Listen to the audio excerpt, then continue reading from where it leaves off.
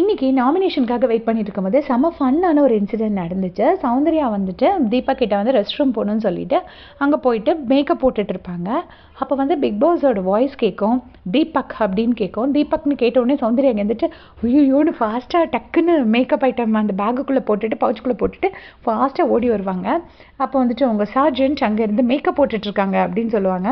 சொன்னோடனே இப்போ தீபக் வந்துட்டு ஐயோ அப்படியா பிக் பாஸ்ன்னு சொல்லிட்டு ஓடி வருவாங்க. ஏய் சௌந்தர்யா நீங்கள் ரெஸ்ட் ரூம் போகிறேன்னு தானே சொல்லிட்டு போனீங்க அப்படின்னு சொல்லிட்டு வந்து நான் வந்து அங்கே வந்து இதே பார்த்து நான் அங்கேயே வந்து பார்க்க முடியுமா, சீக்கிரம் வர வேண்டாமா மீட்டிங்க்கு அப்படின்னு சொல்லிட்டு சொல்லுவார். சொன்ன உடனே சௌந்தர்யாவும் அங்கே இருந்துட்டு வந்துட்டு ஐயோ சாரி தீபக்னு வந்துட்டு ஸ்வீட்டாக சொல்லிட்டு வருவாங்க. வந்தோடனே பிக் பாஸ் வந்து தீபக்கை கலாய்ப்பார். அப்படி சொன்னால் தான் விடுவீங்களாமே அப்படின்னு சொன்னோடனே தீபக் வந்துட்டு சௌந்தர்யா கிட்ட இனிமேல் நான் உங்களை வாட்ச் பண்ணுவேன், you'll be always under surveillance அப்படின்னு சொல்லுவார். பரவாயில்ல, தீபக்கும் சௌந்தர்யாவுக்கும் ஒரு சின்ன டிஃப் இருந்தது. பட் அதை மறந்துட்டு 2 பேரும் இன்றைக்கி ரொம்ப ஃப்ரெண்ட்லியாக பழகிக்கிட்டாங்க. அவரும் இவங்களை வந்து வைஸ் கேப்டனாக சூஸ் பண்ணியிருப்பார். இந்த மொமெண்ட்லேயும் வந்து தீபக்கும் கோவப்படல, சௌந்தர்யாவும் வந்துட்டு யூஸ்வலாக சாரின்னு ஒரு மாதிரி அந்த மாதிரிலாம் சொல்லாமல் நல்லா ஸ்வீட்டாக சொல்லிட்டு இருந்தாங்க.